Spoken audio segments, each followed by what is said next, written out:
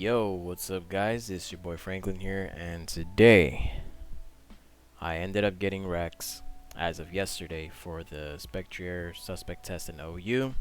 Guys didn't know, just like the Urshifu and the Formosa suspect test that I participated in, you need to have a minimum 80 GXC with a minimum 50 battles played. I actually ended up playing over 50 because taking losses in the ladder is so torturous, and yeah, you have to make up those wins from those losses. But I managed to get exactly 80, which is pretty interesting in 62 games. And yep, you can see it right there. Um, yeah, so let me tell you something about the horse. I don't necessarily think it's broken, because if you look at the history of Gen 8 OU, ghost types have always been incredible. Now, obviously, there hasn't been a ghost type that allows it to boost its stats to incredible heights with even with the limited move pool. Obviously, Grim Neigh is just a really good ability on a Pokemon with massive potential sweeping capabilities. And although I do believe the snowballing can become an issue, there's still Pokemon in this tier that can outright resist it and just kill it back. We have Mandibuzz, we have Tyranitar, we have Blissey, we have Hydreigon, we have normal types, like I mentioned, Blissey and Chansey. Now, I know a lot of the pro ban arguments are going to be, well, it constricts team building simply because we need to have a ghost resist or a ghost answer. If that's actually true, then why is it that in this generation people still don't want to bring it? Like, we have Pokemon such as Dragapult and Aegislash that during the beginning of the Gen 8 metagame, they were all over the place. Did people forget that we had Tyranitar? We had Tyranitar and Hydreigon since the very beginning. Like, just because a new Pokemon comes into town and has potential sweeping capabilities, I mean, Dragapult does that.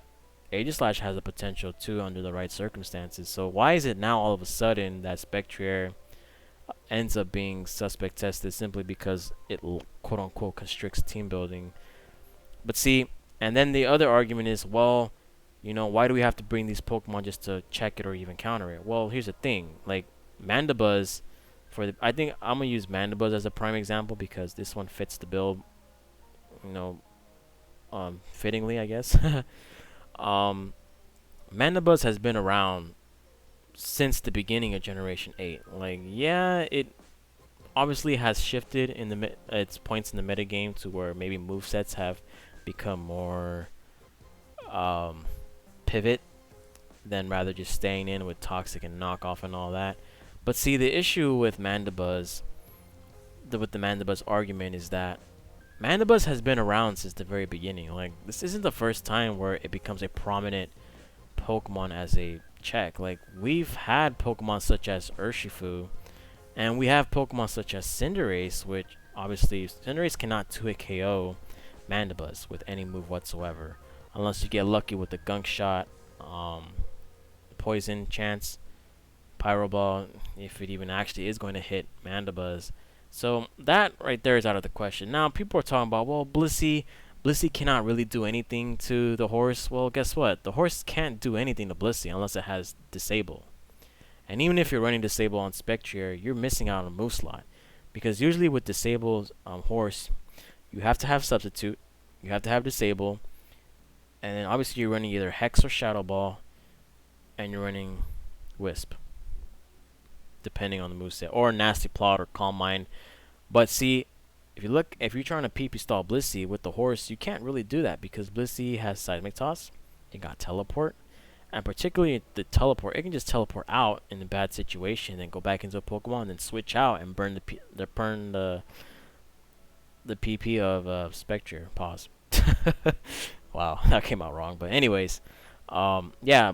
While horse can't do anything to Blissey cannot really do anything to horse. And I actually had experienced that in one of those matchups yesterday before I got my Reqs. So it was pretty interesting to see how that mindset works. And then we have T-Tar. Again, T-Tar has been around. Like, it's not a bad Pokemon. People make it out to be a really bad Pokemon.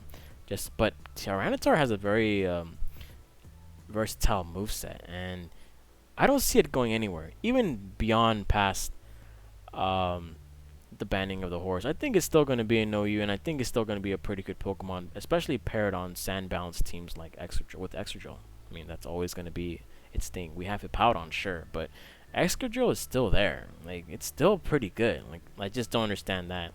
And then Hydreigon, the only argument I'll have for Hydreigon is that, yeah, its moveset's probably going to shift to more offensive capable once Spectrier is banned, but defensive Hydreigon isn't necessarily a thing that just came out of nowhere in this generation. Like, defensive Hydreigon has been traced back since Gen 7 with Roost and Defog, and then you either have Dark Pulse or Draco. Nowadays they run Earth Power because they want to hit Heatran. I want to hit those fire types that, Hydreigon might have a problem with dealing with up front. So there it is. So it's not really a good argument there either. So I understand the pro bans, like it does kind of restrict team building, but it's not necessarily to the point that it's broken like Pheromosa. It's not broken like Urshifu, where they complement raw power and there's hardly any switch-ins into these Pokemon. No, there are viable Pokemon, I should say, that can switch into Spectrier, and I just named those for examples. But anyways, I'll be voting no ban. It's as simple as that. I don't really think it's that broken. I don't think it centralizes the game. Because while you can argue that a condition of a centralizing metagame is these answers and checks that you need to have on your team, but if they already been in the metagame for a while, heck, like for some examples that I mentioned since the beginning of Gen 8, is that really conditioned? But whatever. Anyways, we're gonna move on to the replays now. The reason why I took quite a bit of more battles than I would usually do, almost 20 compared to the last suspect test for Urshifu, was I was actually testing out multiple teams, which obviously that's not a good idea. You should stick to 1 or 2 teams and try to shift the paradigm between hyper offensive to more balanced teams. With me, I'm not a balanced guy. I'm pretty offensive as hell. So yeah. I was using this rain team. This was actually passed down by one of the people who actually got Reqs with this team. I believe I got this team on the very first weekend of Reqs. Of a suspect testing. So shout out to that guy. I think it was BB Horse. I forgot his name. Shout outs to you for giving me the team. I really liked it. The only problem I have with this team in rain, one, it's rain, which I love rain. I've been a big fan of rain. The problem is there's a lot more weather variety now, so you gotta be very careful because hail and sun are like pretty popular as well. Choice Band Crawdon is incredibly powerful in this metagame because outside of fairies and Hydreigon, there's really hardly any switch-ins. And this is Choice Banded, so obviously Crab Hammer in the rain does so much damage, it's ridiculous. The only problem I have with this team, like I said, outside of it being a weather team, is that Crawdon's the only physical breaker on this team. So yeah, if I come up with Blissey or a Chansey, like it's gonna be kind of hard to deal with them. But anyways, guys, this is actually a really good replay because if you guys didn't know, this is against Blunder, which is pretty funny. I played him, I believe, I want to say last Sunday because today's Thursday, or this past Sunday. So he had a pretty good team. Look at that. He had 1, 2, 3, 4 water resists. So, you know what? But always do not be discouraged by matchups. You will have a disadvantage no matter who you are. That just happens. That's part of the game. And yeah, so get right to it. So I was using this rain team, like I mentioned, for a pretty good chunk of the beginning of the ladder until I kind of hit a certain point where I was like, damn. I felt uncomfortable having just one physical breaker on the team. And while I do believe Crawdon puts in a lot of work, I kind of just wanted to use another team because I wanted more breakers. But this Torn, man, Torn is crazy in rain. Hurricane, Weather Ball, it's incredible. Look how much this Weather Ball does. That's non-boosted too. He stays in, you think I'm gonna switch out. I'm like, nah, son, I can hit it with the Hurricane. That does a million to the Heatran. It didn't have leftovers because you're about to find out why. So Hits with the hurricane on the end on the land. I'm about to say the ente, the lando, and bop got bitty bop bitty boop. So yep, switch out because I'm not trying to lose this. I'm gonna go back and pelipper here like a boss as he hits me up with the magma storm, and I'm like, okay. I'm gonna U-turn out of here. He goes for a solar beam, and it's actually a power herb, which is pretty interesting. It does jack all to me, so I switch out and go back into Crawdon, and let me see where the switches for Crawdon, man. You got a few of them. I'm gonna hit him with the knockoff here because you know I'm trying to catch that Dragapult because Dragapult's kind of a problem against this team. So again, I go back into Torn. He goes for a Dark Pulse of 62, but luckily for me, I got the Chappa with the Hurricane. It doesn't kill him for it, and yep, Dark Pulse just knocks me out. And yeah, I still have a lot of momentum because this Seismitoad is going to put in some dandy work right now. So I go for the Weather Ball and does 43, which means that Feral Thorn is physically defensive. And another Weather Ball knocks it out. And as soon as I get rid of this Tapu Fini, because the Hydreigon is pretty weak, it's starting to look like I'm going to win this game. So he goes for a Trick, which, okay, that's what's up. It doesn't matter. I'm going to get my rocks up here, and his only defogger is Tapu Fini, and I don't really think that Tapu Fini is going to want to take a hit. But this mag here is very dangerous because he has no switch into this, because this will be a Flare Cannon boosted by Misty Terrain and does so much damage. And yeah, it's not looking good for my boy Blunder here, if it is Blunder, because I usually, every time I see Blunder online, it's usually not him. He goes for a Moonblast because he can't really. Well, he doesn't want to switch out into Dragapult. He'll automatically lose. So I go into Magearna. He goes for the Moonblast, and I'm like, all right, I'm just gonna try to chip as much as I possibly can. Does a hard 50, and that's a Scarf Magearna as well. He goes for a Surf. I go for a Pelipper here because just set up the rain. It's pretty much GG because I can just go into my Seismitoad here at this point in time, and yeah, he loses straight up off the fan. I say GG, big fan. I've been to 1600, so this is like pretty much like near the top 500. It was a pretty good replay. Really interesting. I didn't let up the momentum because knowing against Blunder, like he likes to keep his momentum with him, but you have to negate that. And then, yeah, pretty good overall. Getting rid of Hydreigon was pretty hit. Getting rid of Hydreigon and Ferrothorn were pretty big because that opened up the floodgates for this match. Next up we have is against Donut Bully. Again, I was using the same team. This time we're going up against some really interesting hyper offense. Obviously, looking at his team, it screens Tapu Koko. We got, Double Dance Garchomp, Hawlucha, typical DD, Dragonite. We got Cinderace. But man, Seismitoad doesn't really give a damn about any of those Pokemon. I stay in like a boss. I predict him going to switch out, and I go like, boop, no screens for you, sir. And now he has to go into Dragonite because Hawlucha is not going to kill me from full. I decided to hit this Dragonite with everything I got, and I hit him with another Weather Ball, expecting him to go for another DD. Really risky play on my part, but you know what? I don't really care. I'm a bad baby. Anyways, I don't know what I'm talking about, so I go into Ferrothorn here, take the Earthquake here. I was thinking he's going to go to Wing Beat, dual Wing Beat, but I don't really care. I go into Crawdon because knowing a +2, I can take the hit. If it wasn't for Rocks, though, he has extreme speed just to, scout that, get the Aqua Jet going, and yeah. Bye-bye, Dragonite. Now, this Hawlucha is not really a threat to me anymore because there's no terrain and no seeds has popped off, so Acrobatics is not doing much to me. And he goes for the Taunt here, get the Defog. I was like, damn, okay, that's what's up. I go into Torn here because, you know what, I don't really care, doing nothing to me.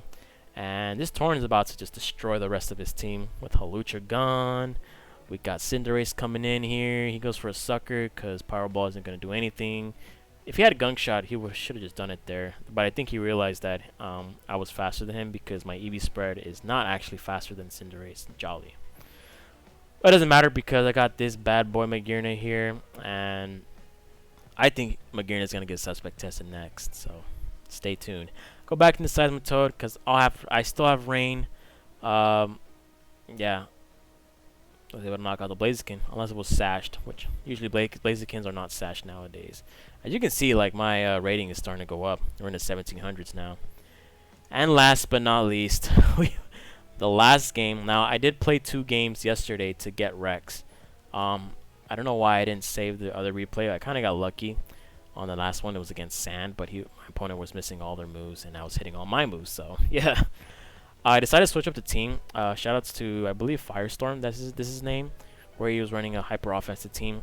He had max special attack, max speed, heavy duty boot Zapdos, protective pad Melmetal, and I actually really like this behind a substitute because protective pads punishes Zapdos, it punishes Moltres, it punishes Toxapex, it punishes Corviknights.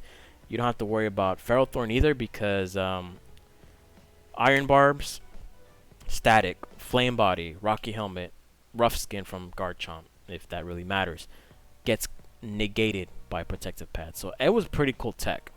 And we have Choice Specs Lele, and looking at his team, like once this Corviknight goes, man, this thing kind of goes in. Kartana is actually adamant with Scarf. I guess it's more raw power. We have Garchomp, Rocky Helmet actually, not Life Orb, Dual Dance, and then we have Substitute, Calm Mind, Horse. And so yeah, here we go. Let's get this is the last match. You know, I'm already hyping possibly my last skin for Reqs. If I face this, I'm like, oh, whatever. Then I go to Kartana here. You think he's not gonna outspeed me? I go for the knockoff because I want to get rid of its item in case it was like Specs or whatever.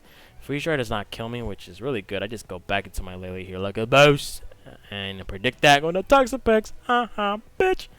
He's like, Scarf card. That's cool. I don't really care. I predict him to switch out. So right now I'm kind of outplaying him. I missed the Hurricane, which is on Fort. Misses the Toxic on Fort for him. I go back into Zapdos here. Expecting Corviknight. Boost moves what I'm making right here. Nice predictions. I gotta get the momentum going. And I just go for Hurricane, expecting to go into Quagsire. Then I go for the Volt Switch here. Then I go into Spectrier because, yeah, I really want this Pokemon gone. This Blissey had Shadow Ball, which I was like, oh, it's the first time I ever faced a Blissey with Shadow Ball. Now here I kind of mess up because I go for a Calm Mind instead of going for a sub. If I had gone with the sub, I would have not gone Toxic, so now I'm on a timer. So I go back into Melmetal here. Melmetal, of course, is a pretty good matchup against Blissey. He's going to switch out. And one of the fans in the audience are saying GG Stall wins. I'm like, yeah, don't count me out yet. Toxapex takes 53 from the Earthquake, which is pretty amazing. And I go for an Earthquake here because I was like, you know what, if I catch it again, you know, who knows. He goes for an Iron Defense, and I'm just going to scout this for how much it does. And that is 28, even with the +2. That did quite a bit of damage. He goes for a Roost on the Zapdos switch-in. He goes for Quagsire. Someone said stall the tumor on PS. No doubt about it, buddy. I go for a Hurricane, expecting to, like, you know, hopefully get the confusion here. And, yeah, that Hurricane did 44%. So I hit him with another Hurricane here as he goes for a Recover. And at this point, you might be wondering, why are you throwing your Zapdos away? It's only good against Corviknight and the Togekiss. But I get the confusion, which is really nice. If I hit this Hurricane here, I'll be able to win. But nope, he goes back into Blissey. But I predict that and go for the Volt Switch. And yeah, I go into my Garchomp. I get the SD up here like a boss. He goes for a Toxic here. Now, I predict him to switch out into Togekiss to get that momentum. And bam, hit him with the Stone Edge, and it's gone. So that was really, really good. And now this Garchomp's kind of looking kind of clean. Goes for the Quagsire. I just click Earthquake here because I'm not trying to really mess around with it that much. If I get rid of the Quagsire, my Zapdos kind of goes crazy. I go switch out into my own Zapdos on the Corviknight. He goes into that Quagsire. Hit the Volt Switch here because expecting him to stay in because he already saw that I can hit Hurricane on the Corviknight. Goes into Blissey here. I go for the Hurricane here. And I think afterwards he's going to go into the Quagsire. But see, the problem that he's having now is that Blissey is this Blissey is at 54. His Kyurem is at 68. This is at 37. Corviknight's still full. Toxapex is still full. I hit the Volt Switch because I'm not trying to lose momentum. So, but looking at his team, like as soon as they get my Lele in here, which I actually do, the first mistake he made was saying easy. Boy, okay. Here's the thing about Pokemon, man. You really do not want to mess with me. Or mess with anyone when it comes to Karma. Because Karma is a B word in Pokemon. So, looking at his team again, I can click Psychic for free here. It will do a ton to Corviknight, but it won't 2-hit KO it unless I get really lucky. Blissey's going to get 2-hit KO'd. Kyurem dies in full. Quagsire takes about 60 or 70. Toxapex dies from full. So I get really lucky here. I hit the Psychic, crit, and a Spadef drop. And that's pretty much GG because now he doesn't have any good switch-ins to this. because his Corviknight does not have leftovers. And again, he's taking all of this damage from Psychic, and I just dropped to cure him. Blissey is now going to be KO'd from that range. And because I crit Psychic him on the Corviknight, it just drops dead. And now Quagsire comes in and takes 70. And obviously, that won't be enough. He cannot stall me out. So I go into Kartana here. He's expecting him to recover. I go for the Leaf Blade because I want damage on somebody. And I didn't want to click knockoff yet. I just want to go, just for Leaf Blade because it does enough damage. And now at that range, I hit Psychic on Toxapex. It dies. If he goes into Blissey, it dies. If he goes into Quagsire, it's going to get 2-hit KO'd. Because recover isn't going to save him. He can probably recover twice. But the third Psychic will knock it out eventually. So, yeah. He said, fuck hacks. As if, buddy, yeah, look what you're running. Anyways, I ended up getting Reqs with this battle. And, yeah, pretty good overall. Like I said, I'll be voting no ban. I do expect Magearna to be next. And I kind of do expect Spectrier to be gone regardless. Because people... I don't know. I just think I don't think it's necessarily broken, but given how people are making their arguments, it probably will get banned. So, anyways, guys, it's your boy Franklin signing out. Peace. Hope to see you guys on the next video. Goodbye.